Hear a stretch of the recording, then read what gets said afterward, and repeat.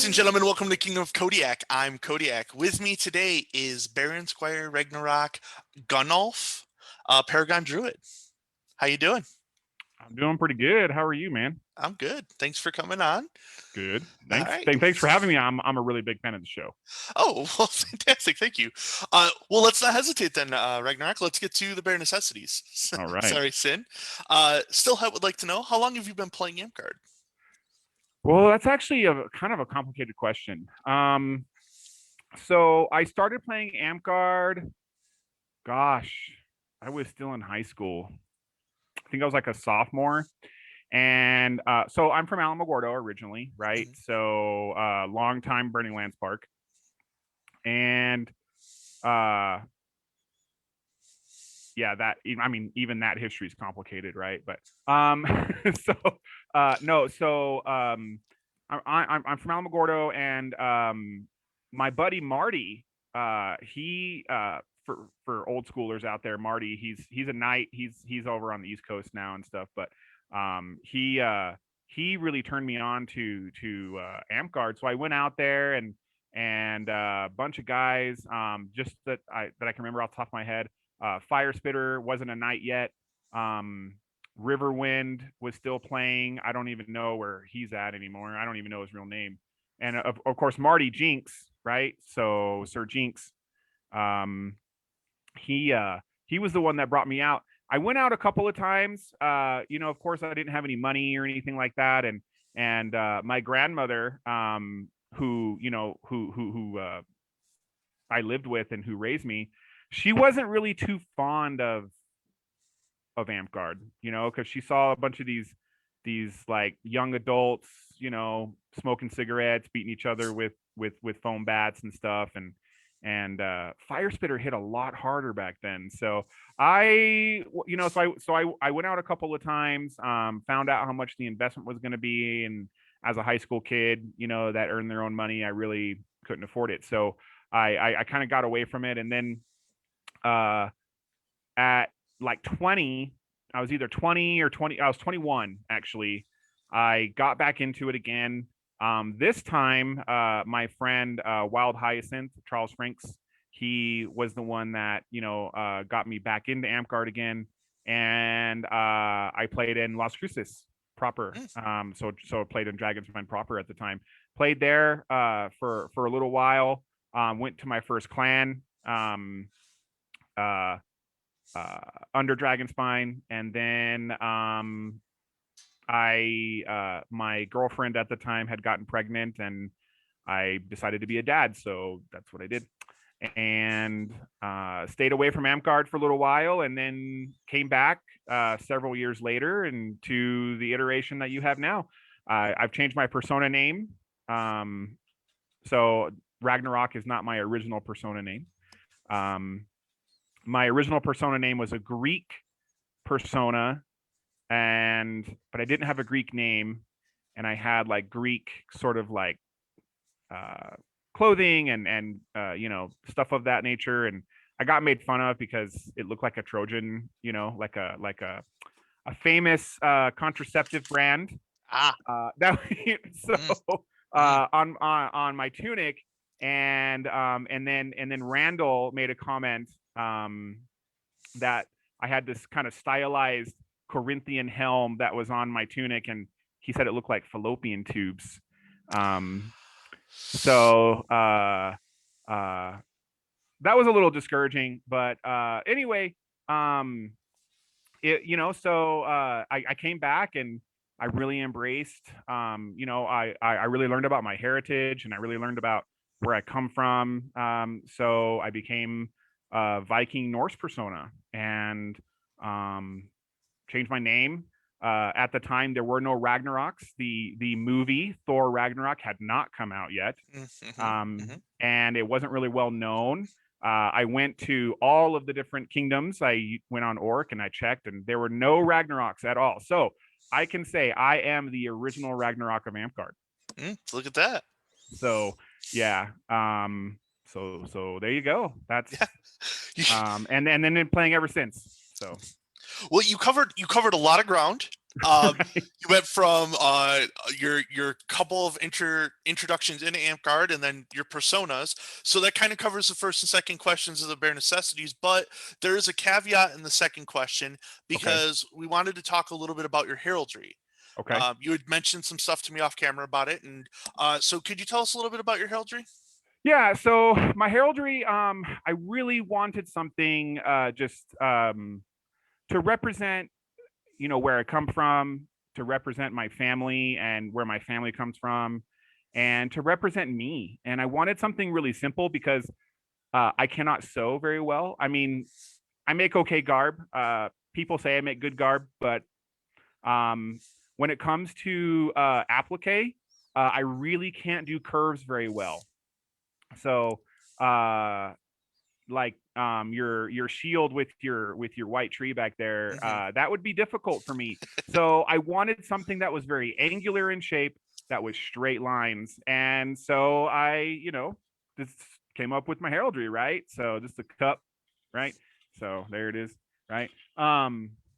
So and the inspiration for that was I wanted something like, because Amtgard is very like fantasy, right? So we're not about anachronism, right? We're very high fantasy based, right? Hmm. So I really wanted something that was going to be like, well, what would a god, or what would a demigod, somebody in a high fantasy setting, what kind of weapon would they wield um when it comes to that? Uh so I came up with like a spear, like a spear tip, right? Hmm. And so I'm Danish, right? So this is a Danish flag right here behind me. And the Danes are really known for a weapon. It's called the Danish boar spear. Okay. And the Danish boar spear has a very distinct leaf design. Um, so think of like Sting from The Hobbit, right? So Hmm. Frodo and Bilbo's like sword, very shaped like that, and then it has these lugs on the shaft that prevent it from going too deep into the boar, right? Because it Right. was used to hunt boar, right? Hmm. And so my idea was to have these lugs come out of the spear, right, and kind of meet where the blade. So I kind of brought the blade down, and then the lugs would come up. Again, I was trying to come up with something that was very fantasy, but again, very simple. So, I was at work and I was just kind of doodling, right, and just came up with a bunch of iterations, and at first it was just going to be like a diamond, and then there was just going to have these two tangents that were coming off from like a central shaft. um and then I just wanted to eliminate the shaft altogether, because I was like, well, godly weapons don't look very practical, but they look really cool, Hmm. right? Hmm. So that was kind of uh the direction I took. And then and then when it came to me, when I drew it out and I experimented with it and everything, and then when I saw it, I was like, that's it. That's what it's going to be. And that was the shape that I had come to. And then, I was looking at it and I was like, that looks really runic. That looks like something a Viking would have on their shield, right? So like, and this is kind of where the anachronism part of it comes in, is that, the Vikings never really had heraldry, right? So they were this society that didn't really have heraldry very much, not, nothing like the French or the English did, or whatever, or like what we would think is heraldry. um but they did use runes a lot, and I was like, this would be I could totally see a Viking, I could totally see a Viking having this on their shield. And then my favorite colors are blue, are navy and crimson, so that's where the navy and crimson come into play. And then I just really kind of picked a color. I didn't want white, because white doesn't applique very well on dark colors. You have Sure. to use a lot of layers of white. Hmm. So I chose gray because it's very opaque.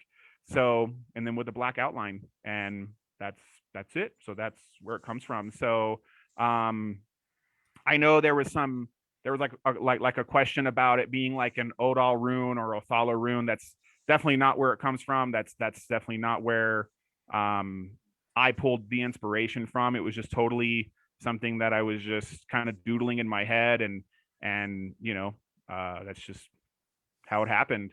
I do want to kind of talk about that though, because I do want to address that particular issue in that, cultural anthropologists and sociologists really agree that when it comes to, symbolism and symbols and things of that nature, like, especially runes, that it's the context that really matters, and that the context in which it's being used matters a lot, right? Of course, we can't go around, we can't allow people with swastikas, and we can't allow people with, SS symbols. That, I mean, that would be preposterous. That would be really hurtful, right? And it'd be stupid. Um, so we can't allow that. But when it comes to the runes, the runic alphabet is something that is still really important to Danish, Swedish, Norwegian, Icelandic, Greenland culture, and it's still used to this day. So every time I go back to Denmark, it's everywhere. I mean, you have Thor's hammer everywhere. You have Viking symbolism everywhere. It's just part of their life. And Mhm. my grandmother is Danish, and my grandfather is Swedish, and I'm first generation born in America, and I really wanted to honor her by you know um, by bringing something that was going to be very Viking-esque onto the field. So so it means a lot to me. So my heraldry is not going anywhere, but at the same time, it's definitely not meant to represent any sort of like and like anything negative or anything like that. I'm very pro when it comes to social issues. I'm very left on that in most cases. So I'm very pro Black Lives Matter and all that stuff. So Mhm. uh yeah. Okay. Fantastic. You are getting a shout out here from Kato for the Boba Fett tunic. So kudos on Oh that. yes. That so for any of you that know, and I'm sorry, Kato, your pants are on the way. Um I promise. For any of you that know, if you ever ask for garb from me, it takes me a long time to make stuff. And it's not because it actually like, physically takes me a long time. It mentally takes me a long time. Mainly because I just get so I lose motivation a lot when it comes to sewing. People say that I'm pretty good, but I just don't really enjoy it very much, I Sure. guess. But I also don't want to spend $400 on a tunic every time I want a new tunic. No. So um so anyway, that Boba Fett tunic, if he ever shows it, if he ever shows it off, um it is my design, so the sleeves are detachable, and he wanted, something that was going to look like Boba Fett's armor, so I made Boba Fett's armor into a tunic. Nice. Awesome. So, Well, yeah, there fantastic. you go. Thank you for helping out the Amcard community with garb. Uh, the next question, of course, is which award or achievement are you most proud of receiving? Gosh, I have to say there's two that are really important to me, and two that not because of the award itself, but because of number one, who gave it to me, and then also the reason that it was given are um is what makes it really really important. My comments disappeared. Oh no. Uh, Okay, there we go, we're back. okay. Okay, Okay. so at any rate, so the first one would be my barony title, and the reason that I love my barony title so much is because number one, my scroll is completely hand done. Every inch of the scroll is completely hand done by the artist, and she is absolutely amazing. She spent a long time making it, and it was very it's very whimsical, but yet really cool. Mhm. And but I got that because Burning Lands really recognized, they really felt that it was necessary to recognize my service to the kingdom. Mhm. And I was from a shire at that time, and um, I really I just really loved it. And Kiri, when she gave it to me, Sarah Garner, when she gave it to me, it was just one of the best moments that like I actually matter a little bit in this organization. So that was really important. I mean, I'm getting kind of choked up just thinking about it. And then the second one was my Paragon, and that's because my park gave me, with permission of Sir Tristan, my park as a collective gave me that award. And so my entire park said, "You are a Paragon Druid." And so it wasn't like a monarch saying it. It wasn't, the Baroness at the time. It was my park saying, "You are a Paragon, and Wow. we look at you as a Paragon." And Crimson Basin is my heart. I love those guys. I miss them all the time, and I every time I look at the scroll, it's just a really good reminder of where I come from, and to help keep me grounded in a lot of ways. And that I just want to help the people of Crimson Basin, and help bring on new players, and make them feel comfortable. And magic in Amtgard is very intimidating, especially when you get into the Druid, because wow, Druid is good. Druid is the most amazing class in Amtgard, bar none. But it's so complicated, and you can take it in so many different directions, and you can get mired down by you want to dip into all these little different things, and it can be not so good. So I really like that I can help new players with not only understanding Magic, but also with understanding Druids. So Cool. Well, we're going to talk about your Paragon Druid here later, but for okay. now, let's talk about your favorite battle game. So when I design a battle game, I like to keep things simple. So my favorite battle games are battle games that have 3 rules or less, right? Mm-hmm. So, and I know a lot of people love complicated battle games. I do not. I lose interest, and I'm kind of like, well, Ragnarok's going to play his own mini game, and we're just going to kill as many people as we can, Mm-hmm. and there you go, right? So, but when a game only has 3 rules, it's really easy to understand. So, my favorite battle games, gosh, um, I I've played so many. um, that I really like simple games where there's a simple objective, but there's like a little bit of a story behind it, and where it's full class. Right now, Mm-hmm. I love to ditch as the next person. I love to militia as much as the next person. But full class battle games are what is going to keep Amtgard alive, Mm-hmm. and is really what Amtgard is about. And so I love playing full class battle games. Okay. Now you're a Paragon Druid, but Mhm. is it your favorite class? Oh yes, absolutely. Okay. Okay. And what Without is a your doubt, it's my favorite class. And then I just leveled all the other magic classes, so that way I never had to worry about being a level 1 wizard ever again in my life. it's level 1 bard is the worst. Yeah. Oh my So goodness. Sir Smiley would like to know what's your favorite weapon combo? I mean, it really depends on what I'm doing. If I'm in a ditch, I mean, you can't beat pole. I mean, you really can't. But it's got to be a light pole, so it's got to be like this one right here. That's not very heavy. So I have 3 different poles, right? So this is my battle game pole because it has heavy padding. Mm-hmm. So I get armor breaking, or I'm sure I get shield breaking without having to have a spell cast on me. And then this one is for ditching. So this is a PV. This is like a flagpole. Can't find these anymore. So I'm glad I got 2 of them. Mm-hmm. And then this guy is my tourney pole because it's bamboo, so it's like super light. But yeah. So if I'm gonna ditch, I like pole simply because it's just really fun.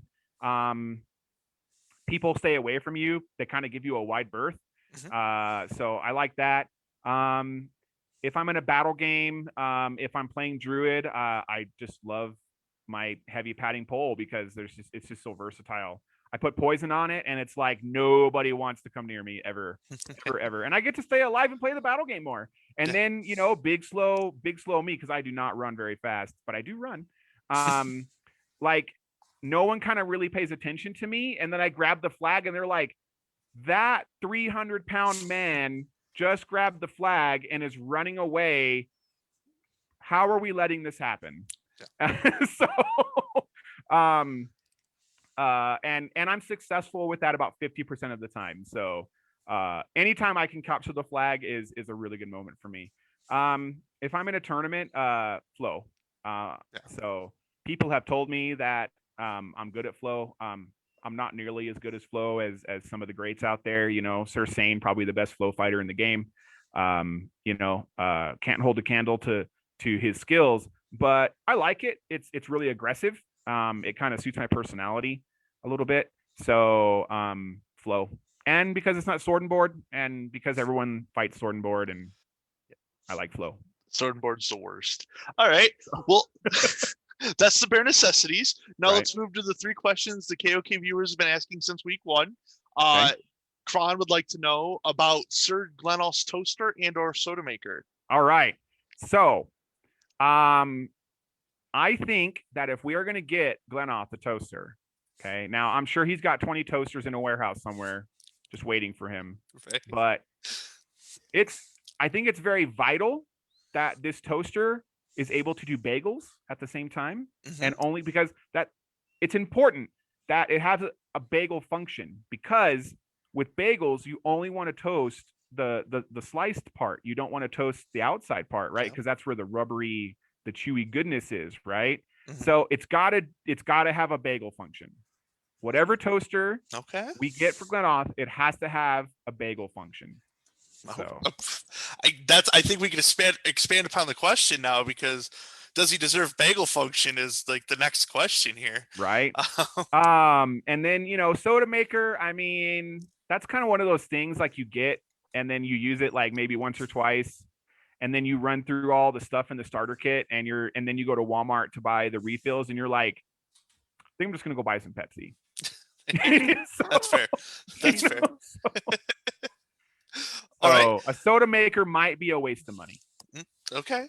And we want to make sure we're not wasting money. So we Right. got to talk about spending money here in a couple seconds. But All right. Stillhet would like to know your thoughts on bears. Wow. Bears are pretty sweet.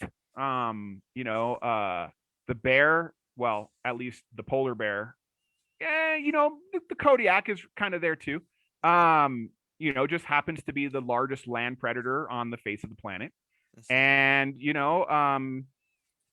yeah, so bears are pretty gnarly and pretty awesome.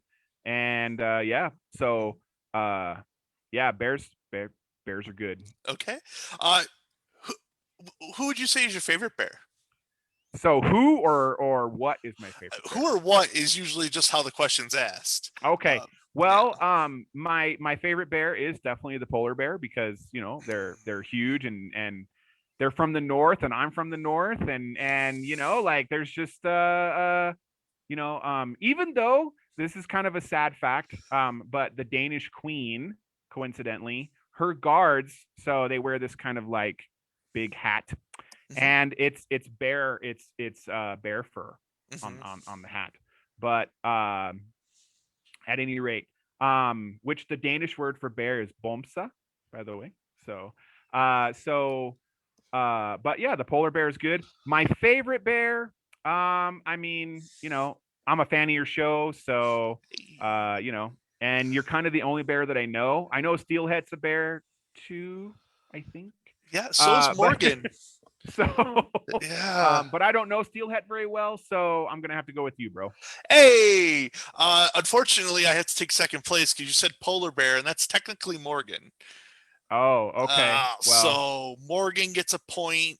Okay. But since I got second place, I'm also going to take a point. So point for Kodiak. It is possible for the Kodiak to be larger than a polar bear. I mean, technically, me and Morgan are roughly the same size. So that guy's huge. I don't know. Like, he's taller than I am. I think he's like what, 6'4", 6'5", or something like that. I'm 6'3", 6'4". So okay. I mean, yeah, about 270. So it's okay. All right. Yeah. Are there bears on the moon? If there are not bears on the moon, man, there needs to be, because it would just be kind of awesome, right? Like, I mean, I think there should be a lot of things on the moon. I think there should be, I mean, what could be a compliment? Well, we got to feed the bears.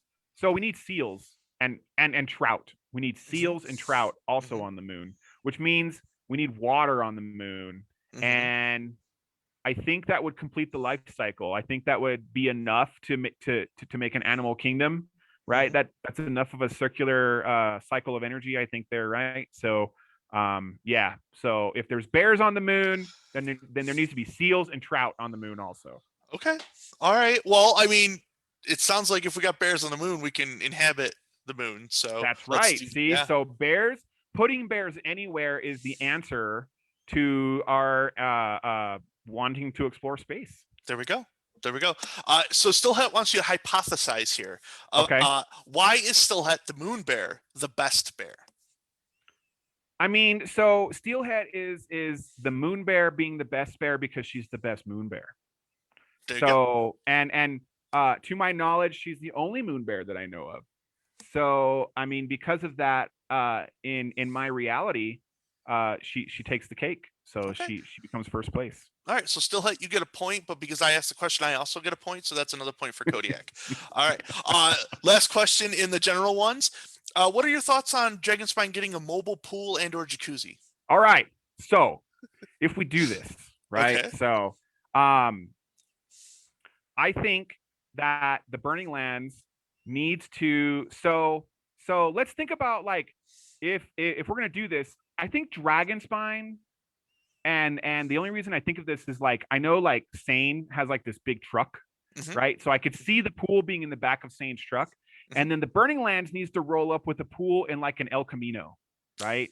So and then we just need to have a contest. So like I could just see like Burning Lands being like an El Camino and it has like airbags on it, right? And then like there's just music coming out of Sane's truck. And I don't know. I think it'd just be a really cool, good pool party. You know what I mean? Yeah. So So not only should we all have mobile pools and jacuzzis, but there should be a competition yearly for yes, which kingdom has the best pool and yes, or jacuzzi. Okay. yes. All right. That would be the way to do it. Yes. Well, Ragnarok, the tough question then. How do we fund these pools and jacuzzis? I mean, Dragonspine just needs to throw an event, man. Like, where are Okay. y'all at with this? Like, I mean, Burning Lands, we figured this out a long time ago. Y'all need Hmm. to get on, need to jump on the gravy train here, guys. Like, Wait, you guys already have a mobile pool or no, jacuzzi? we have the means to fund said mobile pool if Oh, we wanted okay. to, All right. right? Yeah. So I'm saying Dragonspine needs to jump on this gravy train of throwing events, and then like, dude, there you go. That's the answer to your question. There you go. All right. Well, those are the general questions. Now we're going to get into your topics. So Okay. your persona's name is Ragnarok. Mm-hmm. So I went with the beginning and the end as your themes for your categories. And let's start at the beginning. And when we get to the end, we'll stop. Okay. Uh, are you a stone giant or a frost giant? Man, I would have to say I'm a frost giant because I'm pretty I'm pretty frosty inside. Like um yeah. Those I mean, people that know me know that I'm pretty direct, I'm pretty blunt about a lot of things. My passions come out as being really aggressive sometimes. Hmm. Something I'm working on, by the way, guys. So I'm trying. Okay. Um so it's slow, but I am trying, I promise. So and I'm in therapy. Okay. So with a professional PhD. So I don't know, like, so I guess if I had to ask, like, I don't know, I could roll with the Jotuns, Okay. the Frost Giants. So I would say Frost Giant. Okay. Uh, Sir Smiley would like to know, is the best practice for a druid to be on the front lines or reserve support? Gosh, I mean, it really just depends on your personality and your play style. I mean, Hmm. if you want to go up there and you want to just murder people, then Avatar in nature, there you go, right? Hmm. But then if you want to be a candy druid and you just want to, start handing out supports to all your, to your teammates, I mean, that's the beauty about druid, right? Is that it is equally good Yep. in either role, which is what makes druid amazing. And I hope it never gets changed ever Well, because I will be very spoilers. upset. So, and I will have to relearn my class. and I will no longer be a paragon. On paper I will, but at any rate, so I would say both because druid is just that amazing. Okay. Another Sir Smiley question coming here. What is your favorite weapon that you've made and your favorite weapon that you own? Oh, I mean, so the favorite weapon that I own would probably be my battle game spear here. Okay. Um, Smiley made me a pair of like really slick flat blades Hmm. at my insistence.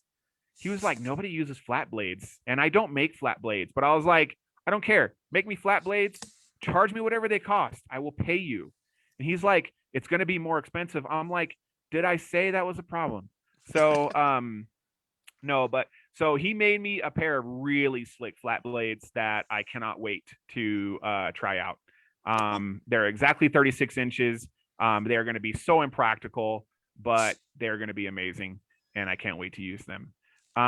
So those are pretty awesome. But yeah, so so this is the favorite weapon that I've made, and the favorite weapon that I own are those two flat blades that Sir Smiley made for me. They're they're Awesome. pretty slick, We're going to talk about the sword Sir Smiley makes here at the end of the episode. right? But moving on to Kato's question, how do you feel about back shields? All right, Kato, listen, man. Okay, Get I'm them. talking to you specifically, Kato. All right, listen. Okay, go play Dag. Just go play Dag. Okay, it'll fix all your problems. Hmm. Okay, not everyone is mean in Dag. It's okay. Just go play Dag, bro. You got this. You'll be fine. All right. Back shields are not a thing in Amcard, and I hope they never will be. So Fair enough. I had a question. Well, other people have asked the question, but I think it's poignant to ask. You're with someone who also plays Amcard or has played Amcard. How does that relationship fuel your progress? Are you challenging each other? Do you give each other advice? Are you working on different paths of Amcard and don't really cross over? I mean, I have kind of changed direction in Amcard quite a bit, and to be quite honest with you, being 100% serious here, um, COVID has really kind of changed a lot of my mentality about Amcard, and I've always been like I just want normal everyday players who are not knights, who aren't nobility, who aren't I just want like the normal everyday Amgarder to just have the best time possible. Hmm. Um and I've really stood up for that, and I've really tried to be that voice, right? And unfortunately, I think that's been kind of lost in my rhetoric and the way that I present things, uh being that I'm just very blunt and um don't see the need for tact in a lot of cases. uh so also something I'm working on. um and so because of that, I really was like, I just wanted to be a voice for like the little guy on the grand scale, right? So the point to that is I was really, concerned about things like paladin, anti-paladin, and kind of where the direction of that is going. And what does it mean to be monarchy? What does it mean to be BOD? And how is that going to affect the little guy, right? And what I mean by that is just like everybody in Amcard, right? We shouldn't be just catering to one subsection of Amcard. We need to be catering to the vast majority of players that play that don't have any, belts, that don't have, they don't wear a red belt, they don't wear a white belt, they don't have any sort of like scrolls or titles to their name. They just want to be out there and they just want to hit nerds with sticks. They just want to throw bean bags at each other. Like, Hmm. cool, let's do that, right? So my passion has always been for that, and I really shifted to make things just a little bit more sane for myself in that I just need to really focus my energy on where I'm going to make the most amount of difference, and that's at really like the local level, right? Hmm. And because when COVID lifts, it's going to be really important to recruit, Yeah. right? Hmm. And and Crimson Basin is going to really need a lot of that, and recruiting is just going to be really, really important, and that's where I'm going to focus my energy, and just being a really positive influence at the local level, and just leave kingdom to kingdom and just let them do their thing. We'll handle things here at the local level. So uh, that's kind of where I'm at with it. So that's kind of been my shift. From like the four pillars of Amcard, right? So service, leadership, crafting, fighting. Um, I really, like anybody, I think anybody wants to be a sword knight, right? I think everybody wants to be a sword knight. Um, but I really started kind of down the crafting um side of things. But really now, I really want to design great games for people, and I just really want people to have fun. Hmm. And so hopefully, I can build my smiths, and I do want to be a flame knight one day, and I want to do it with smiths because not a lot of people do it get it that way, Sure. and I want to be one of those people. So the professor down in the wetlands, he's somebody that I really admire when it comes to how they got their flame belt. Hmm. So yeah, that's kind of where I'm at with it. Okay, cool. Uh, so we mentioned COVID a couple of different times there, and Mm-hmm. off camera we had talked that 26 weeks from now or so, there may not be a need for COVID to be in conversation. We might be able to meet or Right. start that conversation a little bit stronger.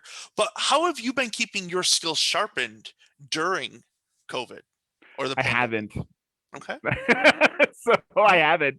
Okay. I really haven't. I haven't really crafted very much. I've been going through some just emotionally, just going through some really rough times. COVID has not been very kind to me, and it's just been really rough. So finding that emotional and that mental space to to break out the sewing machine and get back into it. It's been really hard. And in Crimson Basin, we are trying to come up with like a role playing game, but we're all so busy, and it's been really hard. And coming up with a tabletop game that's an amalgam to Amcard is very difficult. Hmm. Um, and something that's just like a temporary stopgap, so that people can kind of get the social aspect of the game and the organization. I really don't like it when people call Amcard a game, but when people can get the social aspect of the organization and maintain relationships that way with some resemblance of Amcard, right? Because Hmm. so it's been hard. I hope that we do pick it back up again. So and hopefully we can at least try it in some iteration um, before COVID lifts. So Okay. Cool. Genocide would like to know. This is probably the most serious question that we've asked so far. Are you happy that you dropped your maggot? Do you want to eventually join another company? For those of that are not aware, a maggot is a petitioner or a pledge or whatever you want to call them to the Corsairs. Okay, um, the Corsairs are for the most part really a really great group of people that are in some ways I like them. They're rowdy, they're loud, they're opinionated. Mhm. There's a lot of tradition with the Corsairs. I have formed really deep relationships with many Corsairs. My knight is a Corsair. Um, and my Squire sister is a Corsair. Well, all of my Squire sisters are Corsairs except for one, and I think she's going to be a Corsair soon. But so my entire knight family are pretty much Corsairs. Mhm. Am I a Corsair? No, negativo. And that's not a bad thing though, right? It's just not where I fit. Mhm. And I think for a long time I was trying to press a square peg through a round hole, and really trying to in a lot of ways be someone that I wasn't. I'm not a heavy drinker. You know what I mean? And I just don't really party in that kind of way most of the time. I Hmm. have to be in a really safe environment in order to drink that heavily. So, um, so am I sad? Am I glad? That was the question, right? Am I glad that I dropped being a maggot? Yes. Are you happy? But yeah, I glad. am Okay. happy. I am. It's only been more positive, and the black cloud that was kind of over my household while I was a maggot just disappeared. And there's been a lot of fallout because of it, but for the most part, it's been a really good decision. So Okay. Is Damon, I believe, was wanted to ask if you were a part of any other companies or households. I'm part of two households. Neither of one I'm very active in. So I am second generation House Tankard. I'm not a founder of House Tankard, but I am second generation. So I joined House Tankard shortly after the founders created it. Um, and so I have one of the original favors to prove it. Um, and then I'm in House Continuance as well. Hmm. So for those of you who don't know, House Continuance is a household that was started by a really dear friend of mine, Barrage, and so it's about suicide awareness and just being there for each other. And he reached out to me and he said, I want you to be part of my household, but not only that, I want you to be a shield in my household. And I still have it. I still have the favor. I carry it in my wallet every single day. And I haven't found a proper way to display it yet because I really want it to be special. So house continuance is really important, and you can recognize us because we'll have the semicolon favors. But yeah, he said, yeah, I want you to be a shield. I want you to be out there to protect people and when they need it. So I still take that really seriously, and I'm still honored um, that I'm still part of it. Yeah. Well, thank So you for that. That's a yeah, really important household for AmpGuard and for the growth of the game. So again, thank you. yeah, for sure. Um, we're gonna get a little bit funny here with a Sir All Smiley right. question. You can choose only three amp cards to take with you to a deserted island. Okay. Uh, you're taking to start a new amped world with. Oh my goodness. Oh man. Who do I take to form a new amped world? So it's myself and three others, Yep. right? So Hmm. four total. Yep. Oh my goodness. Okay. Well, I think we need knowledge. We need uh we need knowledge and we need funny and we need positivity, right? Sure. So um from a knowledge standpoint, man, it's got to be an old school Amp Garter, right? Yeah. So um who would be a good old school Amp Garter to take? I mean, it's got to be my knight, right? So she's old school. She's as almost as old school as it comes. Um, funny. I got to take Manthax with me. Like he's like a super funny dude, and he's always going to bring levity to the situation. He's always going to make sure that everyone's just having a good time, and Hmm. that's just what he does, right? And then for positivity, who I like? I've only met him a few times, and we are friends on Facebook. So I really hope that this reaches him. Um, and I remember I met him at a tournament, and so he's a knight in Florida, and he goes by Jack. Pumpkin He wears like Jack. a jack o' lantern tunic. PJ. Yeah. Yes. So, Yeah. man, that guy is just a beacon of positivity. And Hmm. I say that because when I met him, he was fighting in the tournament, and there was this young gal. I mean, she might have been like maybe 13, maybe 14, and fighting in the tournament. And he was so encouraging, and he didn't care what anybody behind him was saying because it was a time tournament. And everyone's like, come on, man, we gotta get a move on. And here he is. He's like taking the time to just slow down and be like, come on, you got this. Like you can do this, right? And letting her get some ring time in the pits.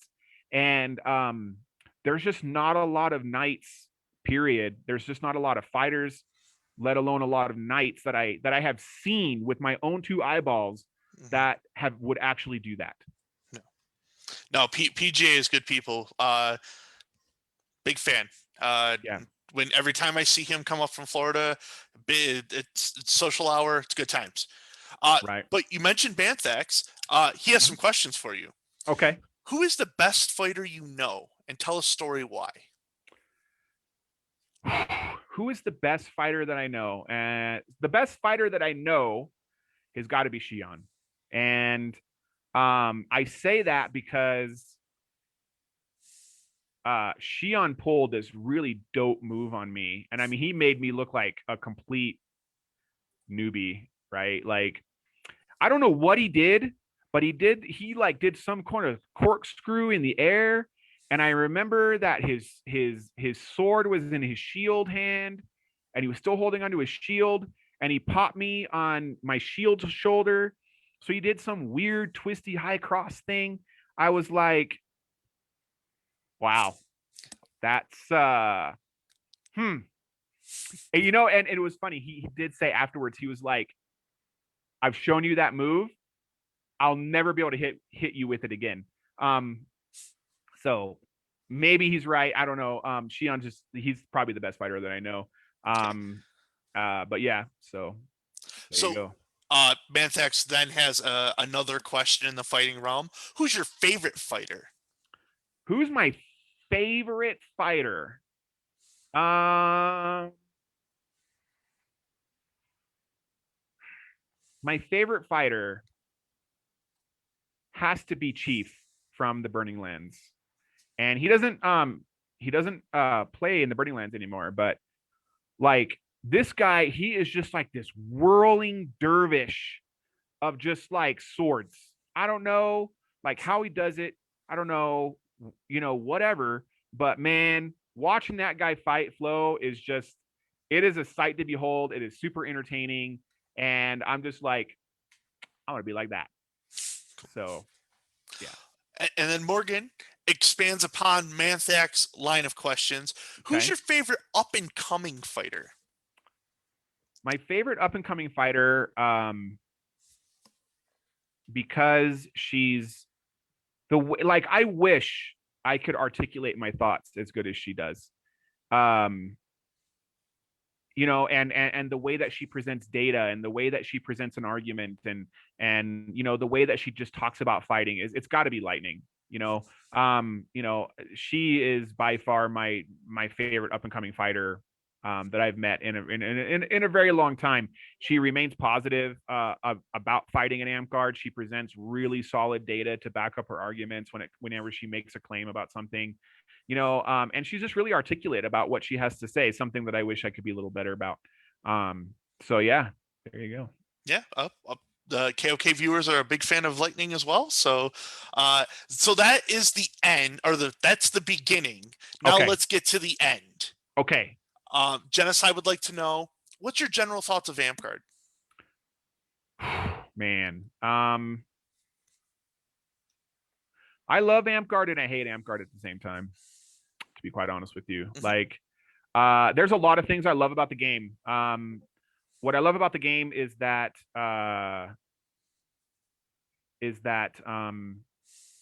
there's a camaraderie that a lot of us that play have always been on the fringe. We've always been kind of bullied or seen as just being different, right? There's only one place, and that's Amgard, where you can hear a conversation about Star Trek, Star Wars, Kingdom of Heaven, Lord of the Rings, Magic the Gathering, Pokemon, and everything in pop culture at the same time in the same conversation. Mhm. Because everyone is making references that if you're not in part of the culture, you're just not going to get it, right?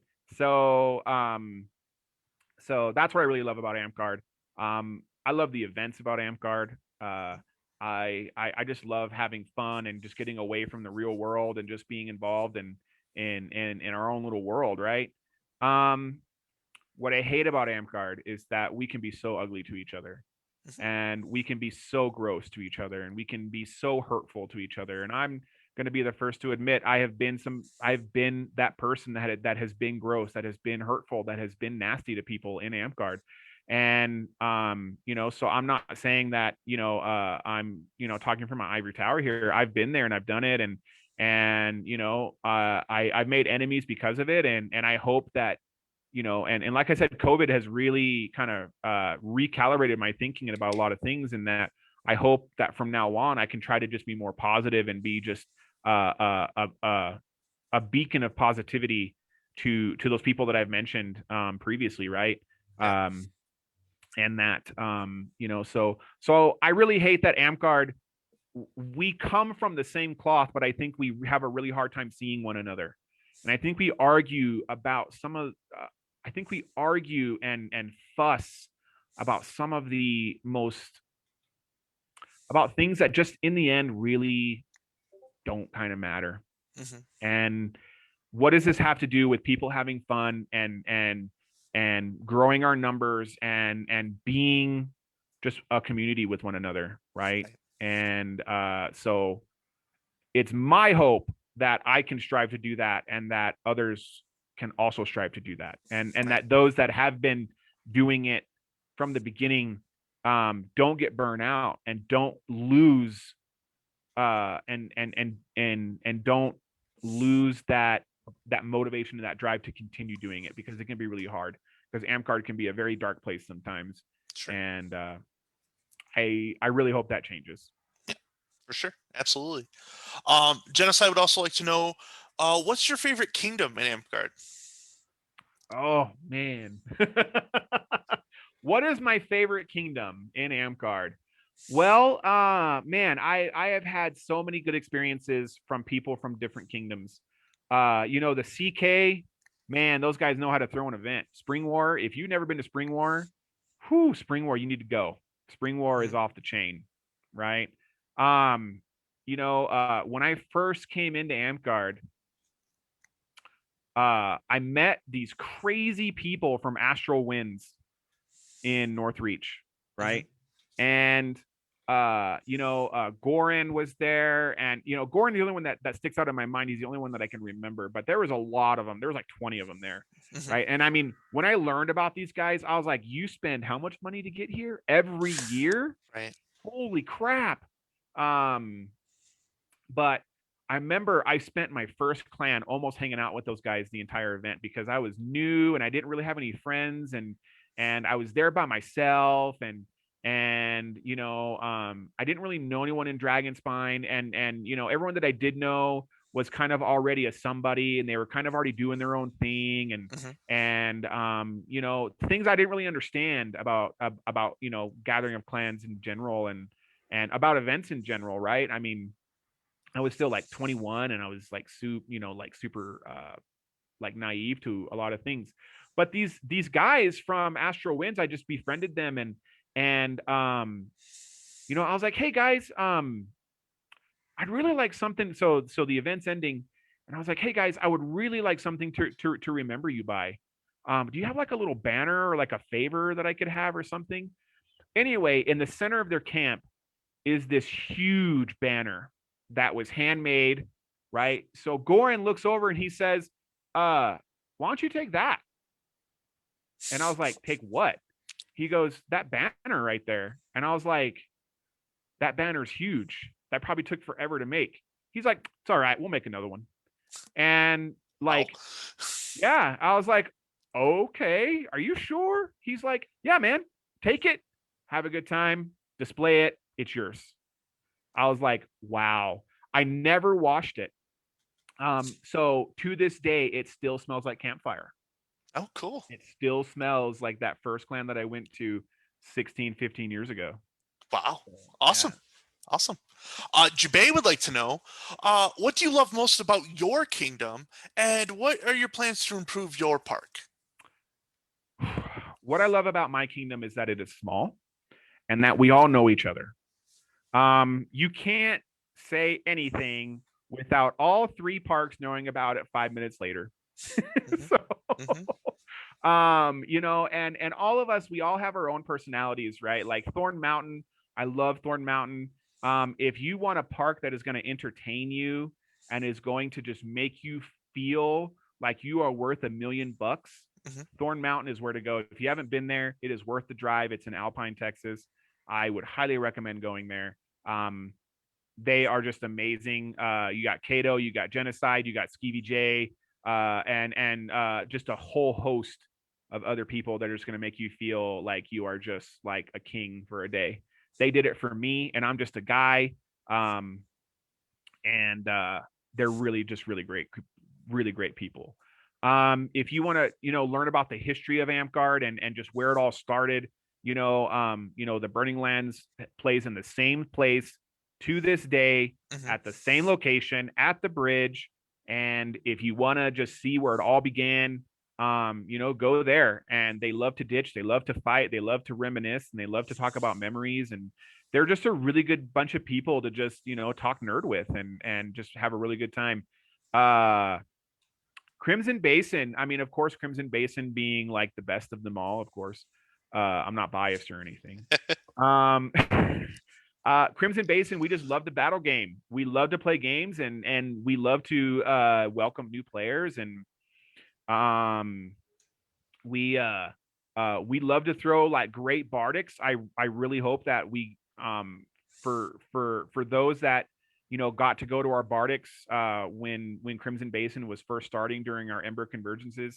Man, our bardics, I have never been to a better bardic ever. And I mean, they're legit bardics too. It's not just a bunch of people talking. Like, we sang, and I mean, we're drinking, we're having a good time, everyone's just having a great time. No one's fighting with each other. No one's arguing about politics and blah blah blah. No one cares about any of that stuff. We're just telling stories. We're singing pirate songs. We're singing, it's just a great time. And we're just around the campfire. So I really hope that once COVID lifts, that we go back to that, because, man, that's some of the best times I remember in Amtgard, actually. Awesome. Cool. Emerald would like to know, what's your favorite event? You've mentioned GOTC, you've mentioned Spring Wars. What is your favorite event and why? My favorite event has to be Spring War, Okay. without a doubt. Spring War is now, I don't know what Spring War is going to look like going forward. I hope it's more awesome than what it was. But Spring War is off the chain. Like, it's just a really awesome event. You get so many cross gamers, so you get DAG people there, you get Bellagarth, you get Amtgard, you get just a whole host of people from all over the country. It's a really great event. I think the last one that I went to, um, there was like almost 700 of us there, and it was amazing. So Spring War has, and I have a lot of great memories of Spring War as well. So I would say Spring War is my favorite event. I know that uh, Texas can get, there's stigma about Texas Amtgard, and I just say to anyone that is nervous, just go, because you'll have a great time. And there's something for everybody. You will have a great time. And the stigma and what they say about Texas Amtgard, it's really blown out of proportion, and in most cases just simply not true. So, Okay. Sir Smiley would like to know your best and worst event story. Now, let's go with your best and maybe not the greatest. okay. We don't need to get too negative here. So my greatest event story was at Clan, and it was when I got my barony title. Because that was at Burning Lands Court. So Burning Lands has the privilege that they hold their mid reign at Gathering of Clans. Hmm. So it's really great, and it's just a privilege of being a Burning Lander that we get to have, is that we have mid reign at Clan. And so I got my barony title there, and that was really amazing. And it's something that I'm going to remember for the rest of my life. And again, just being recognized for the service, and for that people appreciated what I did, and that was really great.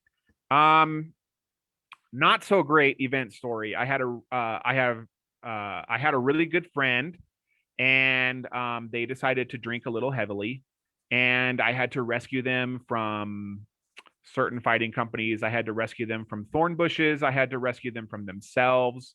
I had to rescue them from a lot of things at events. So it was we can look back at it and we laugh about it, we smile about it, and it's a good time. But at the time, it was not very fun. Okay. But I was glad that I was there because I would want a friend to be there for me in that circumstance. Absolutely. For sure. Sir Smiley would also like to know when we're starting Ampguard in the UK. Well, Smiley is a really great orator and he's really great at, presenting ideas. So, Smiley, when you're ready to go to the UK together, bro, like let's do it. And, we'll start, Europe loves anachronism. They love LARP. So let's do it, man. I know for a fact they would love it. So they're not going to like our French heraldry ideas, but we'll work it out. So. Yeah. Isn't there's a European LARP, I think it's in Germany, and it's like Dragon Feast or something like that, and it's I'm gonna one day I'm gonna go to that. There is a huge LARP event in Germany. It's like it's not an organization. It's kind of like a Renaissance festival, Mm-hmm. but it's huge and it is in Germany. You're right. It's called like Mythlodia or something of Yeah. that nature. But it's billed as the world's largest LARPing event. Now, if you do want to go to a LARP village that is open year round, there's one in Quebec, Canada, Mm-hmm. and it is a 24/7 LARP village that you can go to, and it's pretty awesome. There's a storyline. You can be involved in the storyline. You can just do your own thing. It's pretty cool. Nice. So, We have to check that out. right. Morgan would like to know, how is it being on the V9 committee? Is there a lot of paperwork? And he would also like to point out that us bears don't like paperwork. So I'm actually not on the V9 committee anymore. I Okay. again due to some of the emotional and mental stress that Amcard was taking on me, I just had to step away. Mm-hmm. And so Muse is actually the Burning Lands rep for the V9 committee. However, I can speak to what it was like to be on the V9 committee. Don't ever do it. Okay. It is a thankless.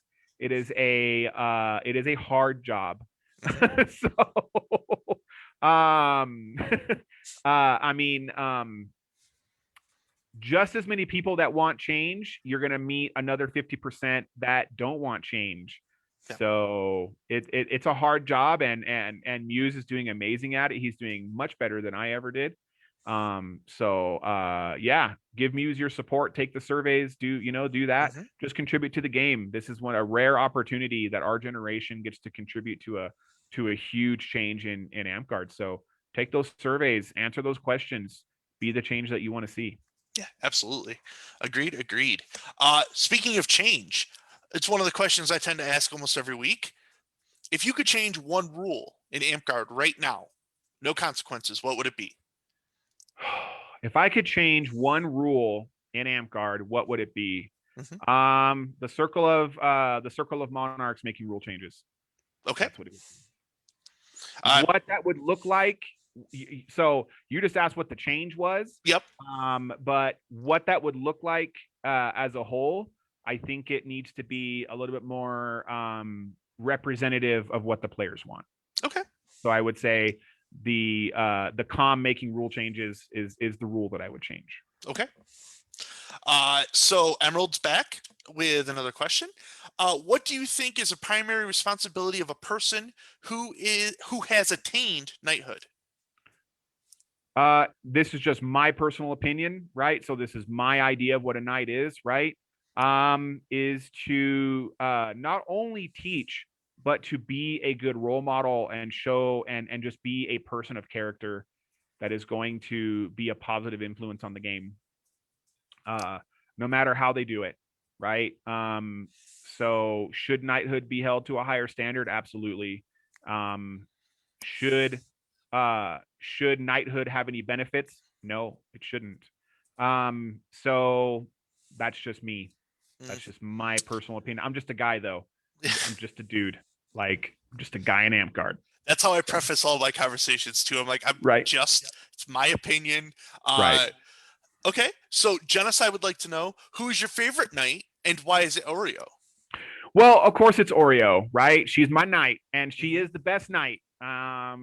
Why? But I can tell you why. Oreo saw something in me, and I'm kind of like liver in a lot of ways. You either like me or you hate me, Hmm. and I'm again trying to change that. So in that I'm very opinionated, and I'm Hmm. very direct, and I'm very brash. I'm crass sometimes, most of the time. And Oreo saw potential and as somebody that could be molded and where that passion and that enthusiasm could be directed into a direction, kind of like Hulk smash, right? So like Hulk could just go that direction, right? So it's kind of like that in a lot of ways Hmm. because I kind of even though Raphael is my favorite Ninja Turtle, I'm kind of like Michelangelo in a lot of ways, that a lot of raw talent that just isn't harnessed in the right way a lot of times. So and isn't directed in the best way that it could be. So But you're working on it. I am trying. Yes. There you go. Last question before we get to the most serious questions. We call those the funny questions. All right. Um, it sounds like you've already answered this, but I'm going to ask: should Pally and anti Pally be opened? Oh man, such a complicated question. And I thought it was a simple answer at Hmm. first. And I made a big long rant about it on the Amcard page one day because I was in a mood. And it got a lot of attention. It got a lot of course, it's a big deal, but I mean,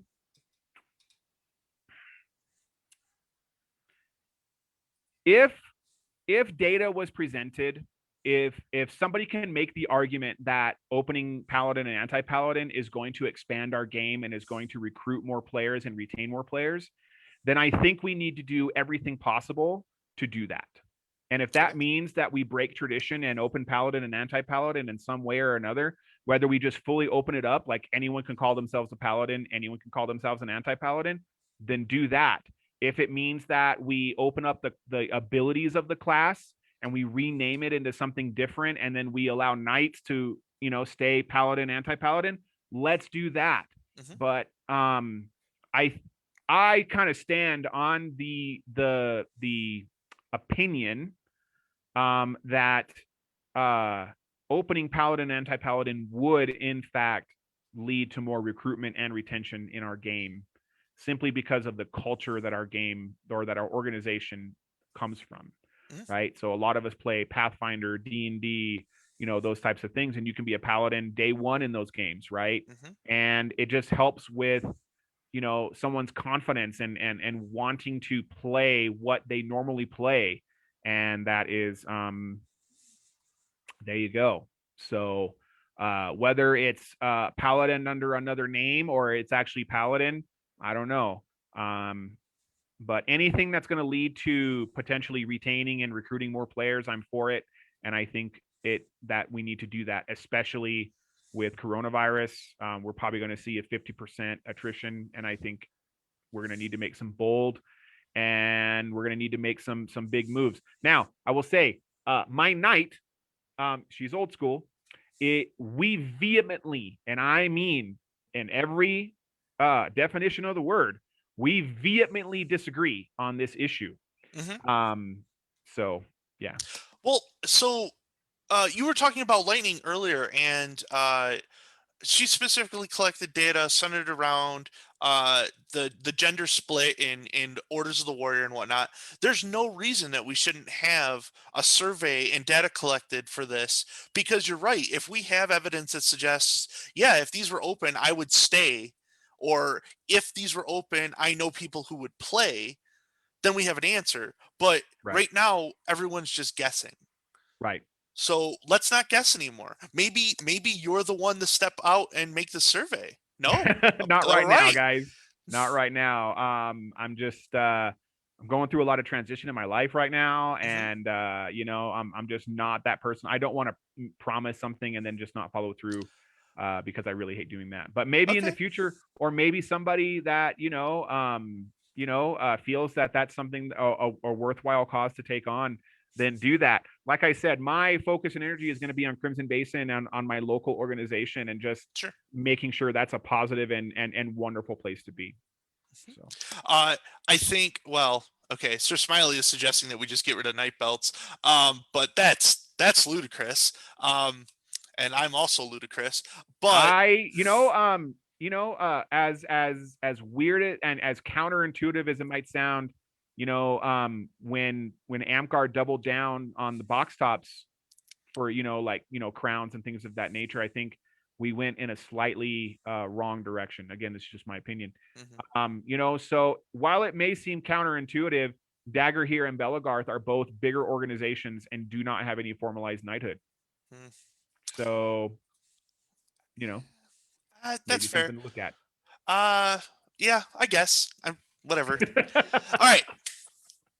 Here we are with the most serious questions. I Sure. don't know if this is actually supposed to be counted as a funny question, All but right. I don't know any of the story behind it. So Smiley would like to know, can you explain state law? Okay. So this is a Spring War story. Okay. Okay. Um and they want to make me a tunic that says state law on the back. But we're at Spring War, and I'm gonna leave the friends that I was with out of the conversation, because I don't want to include them if they don't want to be included. But so uh we're down on the ditch field at Spring War, and if any of you have ever been to Spring War, know that the site is absolutely enormous. It is Hmm. so big, in fact, that to legitimately go from where the cabins are to where the ditch field is, it's like a 2 mile walk. Like, it is far, Okay. right? So they do rent golf carts, and I have rented a golf cart. It's like $250. It's worth it because, man, it's a big site. And so anyway, a friend was driving a golf cart, and he was coming to round us all up because we are going to feast, or we were going to dinner or something. Hmm. And so on the way back from the ditch field to the cabins, you go up this big hill. I mean, it's a huge hill. It's bigger than the one at the old Gathering of Clans site. It's long. It's like a mile up to the hill, and it's a pain. Okay. Um. So anyway, he's driving the golf cart. I'm in the front seat, and then there's two others of my friends are in the back seat, and we're driving up the hill, and it's a little dark. Okay. Golf cart doesn't have any lights on it or Hmm. anything. Hmm. And so we're driving up the hill, and this little dog runs out from the bushes, right? Because the road has all this brush on the side of it, right? Hmm. And this little dog runs out from the bushes and like slams into the wheel of the golf cart. And we were just mortified. We were like, "Oh my god, we just ran over this dog. Like, what are we going to do?" Right? Dog turned out to be fine. We didn't run over anything, whatever. Right? The owner came chasing after the dog, picked up the dog. Everything was fine. Dog was fine. Right? Now, us in the golf cart, we're kind of freaked out. Right? Now, me being me, and I'm crass, right? And I'm direct, right? Hmm. So my friend that was driving started to drive, and I go, "Whoa, whoa, whoa, hold on." So then I lean around, and I'm like, "Hey, your dog needs to be on a leash. It's state law." And then I'm like, "All right, we're out." And Okay. so now the funny thing about this is that I was completely sober when this happened. I don't remember it happening at all. Hmm. My friends had to tell me this story when we were on our way to the second Golden Plains versus Emerald Hills War. And I was like, "I did not do that." They're like, "Dude, you totally did that." you totally did that. And I was like, no. They're like, yes, man, you did. And I was like, what? So that is the state law story. So Sir Smiley is referencing in the chat. It's actually the next question. Uh, it wasn't a small child. It was a dog. It was a dog. It was not a small child. We did Okay. not hit a small child. Please, that is being blown way out of proportion. It was a dog. I don't know what kind of dog it was. It was a dog that wasn't on a leash and needed to be on a leash, is what it Okay. was. So, Okay. Sir Smiley would also like to know what two U.S. presidents died on the same day and the same year. man, why are you gonna do this to me, bruh? Like, I don't know. I don't know. I It's don't know. Thomas Jefferson and John Adams. Oh, well, there you go. Okay, sure. You got Uh, me. Morgan would like to know if you were abducted by aliens and told you had to bring three friends, who would you pick? Uh, well, they would have to be my best friends. So my two best friends in the whole world, I would take a bullet for these guys. Um, yeah, that would have to be who would I do it? Like um, it was not a small child. Do not believe him. So, um, so my buddy Chris, my buddy Matt, they've been with me. They've been through it through thick and thin with me. Um, and then gosh, who would my third one be? I couldn't pick three. I would have to pick four. I would have to take Manthax and Smiley with me because Okay. they would help me stay grounded, I think. Okay. So yeah. That's fair. I mean, they are accusing you of hitting a small child with a golf cart. I did not hit a small child. I That's wasn't fair. even driving, by the way. Also fair. I was a passenger. Okay. I was just stating what the law was and that maybe it would be in their best interest to follow said law. So that way their dog doesn't get hit by a golf cart again. Yeah, it would be really awkward to assume that the child needed to be on a leash. But um, so a question I've started instituting. I like this question. Okay. Who is playing you in a live action Amtgard movie? Who is playing me in a live action Amtgard movie? Man. Oh, I got to pick somebody sexy. Hold on. You know who I think would do a really good job playing me? Because I kind of consider myself to be an old curmudgeon that's just grumpy about everything, Okay. but yet I still want to be badass. It's got to be Liam Neeson. Oh, okay. Got All to be right. Liam Neeson. So yeah, there you go. That sounds good. Sir Smiley would like to know, who's your favorite professional wrestler?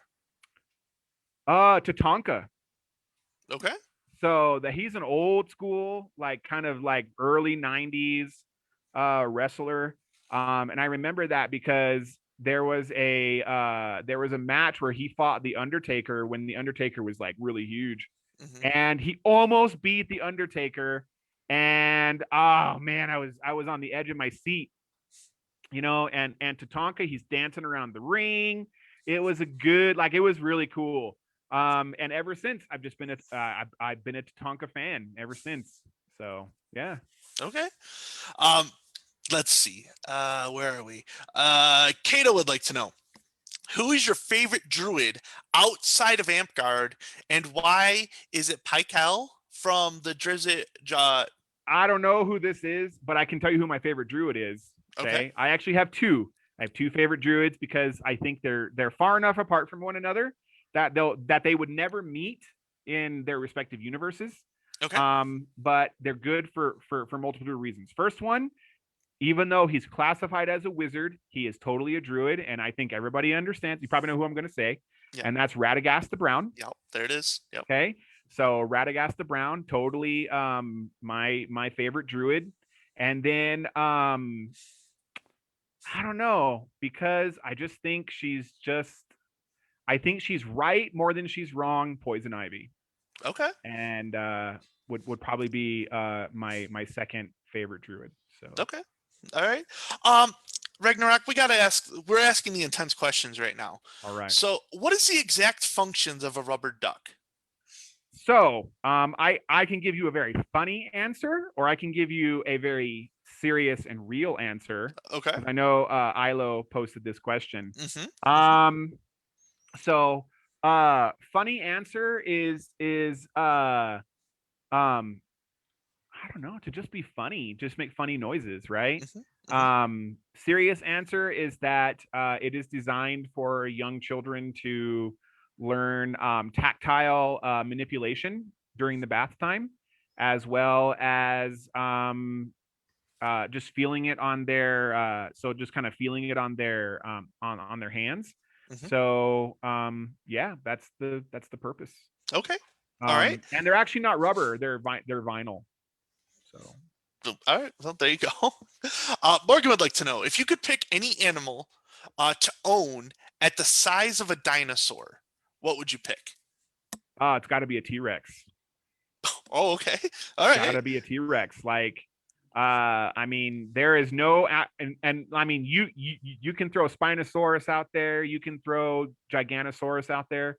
There is no animal on the face of this planet that would that has been that just causes the mystique and the fear of a pet Tyrannosaurus. Okay. You know, All right. uh, uh, factoid: they have the strongest bite power of any animal that's ever lived. So, I mean, they were huge, so yeah, that makes a lot of right, sense. Okay. right. Smiley would like to know if you could be any plant, what would you be? If I could be any plant, what would I be? Man, I didn't see this question. Where did these questions come from? I mean, it was If I posted. could be a plant, what would I be? I would Mhm, probably have to be a Venus flytrap because they're just really cool. mhm. Okay. Uh, Stillhet would like to know what's in your trunk right now. What is in my trunk right now? Okay, so what is in my trunk right now is a huge granite slab for leatherworking. It's probably the size of a small table Okay. that I've never, it's been in my trunk for about 2 years and I've never taken it out. Uh, I have an SCA sword in there.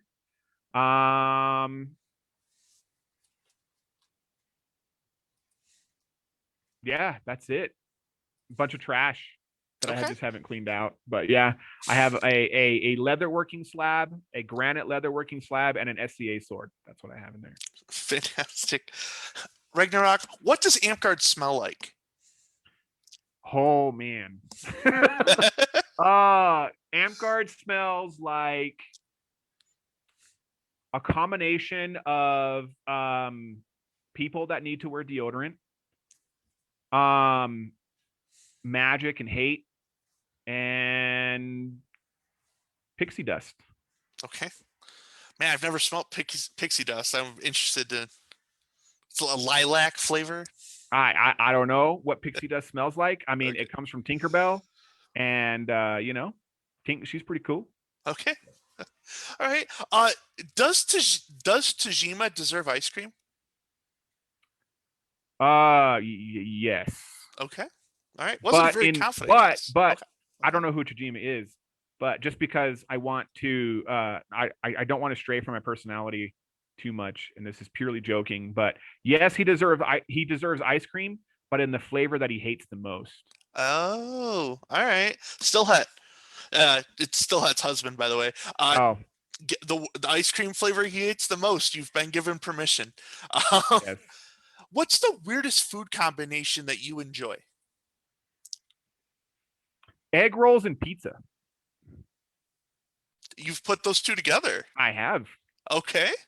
All right, do you roll the pizza around the egg roll? No, I just eat them separately, and I eat them at the same time. Like I'll take a bite of pizza and then an egg roll, and then an egg roll All and, right. Okay. pizza. Okay. All So right. I wasn't expecting that. Okay. Sir Smiley would like to know, is a hot dog a sandwich or a taco? hot dog is a sandwich Okay. because I Does it said ever so. does it And ever it's state become a law. taco? And it's a state law. Okay. All right. Yes. Um, Morgan would like to know, is a calzone a hot pocket? Yes. Okay. Sir Smiley's back. Boneless or bone-in buffalo wings? They're not wings at all, but boneless. I like that. As a northern, someone from the Buffalo, New York region, I appreciate that. Thank you. Um, Kato would like to know: are you Team Godzilla or Team King Kong? Oh, King Kong is going to oh, King Kong is going to annihilate Godzilla. Oh, okay. Annihilate him. All Yes. right. So Okay. I am team King Kong. Okay. So we're posing a story here. A healer, a druid walk into a bar. The warrior yells, "Look out!" Who dies first, and why is it the scout? Oh, because scouts just die a lot. Mm, So, that's fair. I it's mean, really hard to play a good scout. Um, scout is one of those like young whippersnapper classes. Like you gotta be mobile, you gotta move around. Like it's like assassin, monk, and scout are really like that's what the young kids play because they gotta run around a lot. Like okay. all the old people are just playing like wizard or druid or warrior because we just can't be bothered to play anything else. So, so yeah, I'm feeling attacked. right. So, All right. Morgan would like to know if you could meet anyone in history, who would it be, and why would it be Freddie Mercury? oh man, Freddie Mercury would be a really great person to meet in history. But if I could meet anyone in history, man, who would it be? Oh man, it probably Alexander the Great. Okay. Good If I answer. could pick any one person, it would have to be Alexander the Great. Okay. All Yeah. right. All right. I have to prep because the next two are mouthfuls. All right. Okay. Morgan asks, if you take a chicken and a half, a day and a half to lay an egg and a half, how long would it take a grasshopper with a wooden leg to kick the seed out of a dill pickle? However long it would take an English sparrow to carry A coconut? a coconut. I got your reference. I was there for you. All right. All right. Last question, then we got some announcements to do. Morgan would like to know if Kodiak got stuck in a shack, would you provide a snack until he found a way to track out back? Sure. Sure. Thank you, I don't Ragnarok. know, man. Like I don't know. Like I could come up with some like weird Dr. Seuss rhyme, but I'm not gonna. I don't know. I'm not that clever right now. So Yeah. Fantastic. Ragnarok, if you could just bear with me, I'm going to make some announcements and sure, then man. we'll show you off.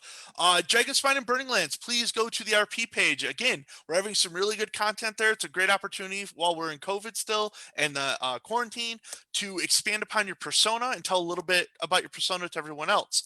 Anyone who's been tracking the shave, obviously that happened for Kato and I, but there was a auction for some swords and that got us over $2,000 going to St. Jude Children's Hospital. That's So thank you amazing. so much for everyone that participated in that, and for all the people who were willing to sacrifice their facial hair and their good looks. I'm an example of failure of good looks without a facial hair. Dragonspine. It is the month of the crown. If you're interested in running for office, please make your declarations. Be aware that coronation is going to be the first weekend in May, which is actually May 1st this year. Last, I had one more that was really important, and now I can't remember what it was. Oh no. I'll think of it, I think, maybe. I don't know. Oh, yeah, I do know. Next week on KOK is the 52nd episode, 1 year exact of Oh, doing nice. this show. I'm going to have Calthrax on. Um, and it's going to be fantastic. I'm inviting everyone who's watching, please pour out a drink and enjoy the interview with me. Also, I'm not done. So please, if you have anyone that you know, we're trying to hit some more people in the Midwest and East Coast. But if you know someone who wants to come on KOK, please send them my way so that we can continue making this go for another 52 episodes. Ragnarok. Thank you so much for coming on today, man. It was a pleasure. It was really great to be here, man. Again, I'm a really big fan of the show. I'm really glad that you bring on just normal amp guarders onto your show. That's really awesome. Please continue to do that. So. Mhm. Will do, absolutely. And until next week, I'm Kodiak. This has been King of Kodiak. Goodbye.